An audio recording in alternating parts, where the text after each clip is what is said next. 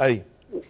والمجلس الاعلى لا يبغي غير ان هو عايزين نوصل مصر الى بر الامان، واحنا شايفين الدول اللي حوالينا وشايفين الكل اللي عاوز يتربص بمصر. فاحنا المجلس الاعلى بندعو كنا عمالين ندعو دايما كل القوه ان تساعد المجلس الاعلى للقوات المسلحه، والشعب برضه يساعد المجلس الاعلى للقوات المسلحه، لان عاوزين نخش نعمل انتخابات حره نزيهه شفافه ما حصلتش في مصر قبل كده، وعايزين نعمل الدستور، وعايزين نعمل انتخاب رئيس الجمهوريه ونسلم السلطه في اسرع وقت، عشان ما فيش حد يعتقد ان المجلس الاعلى للقوات المسلحه عاوز يقعد في السلطه ولا يوم. لكن وان المجلس الاعلى ندف من الاول ان هو هيلغي حاله الطوارئ قبل الانتخابات البرلمانيه، وهذا الموضوع كنا دايما عمالين نقول فيه، قلنا عاوزين استقرار، عايزين تنميه، وتنميه تؤدي استثمار وتنميه وهيؤدي الى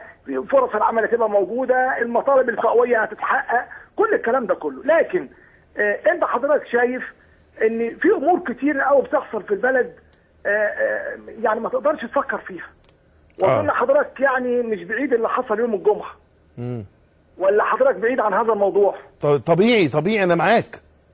فما حدث سواء في التحرير، ما حدث عند وزاره الداخليه، ما حدث عند مديريه الامن، ما حدث عند السفاره الاسرائيليه، ده كل ده بينذر بخطر. فقانون الطوارئ موجود قانون الطوارئ مطبق من سنه 81. حاله الطوارئ موجوده وتنتهي في مايو 2012.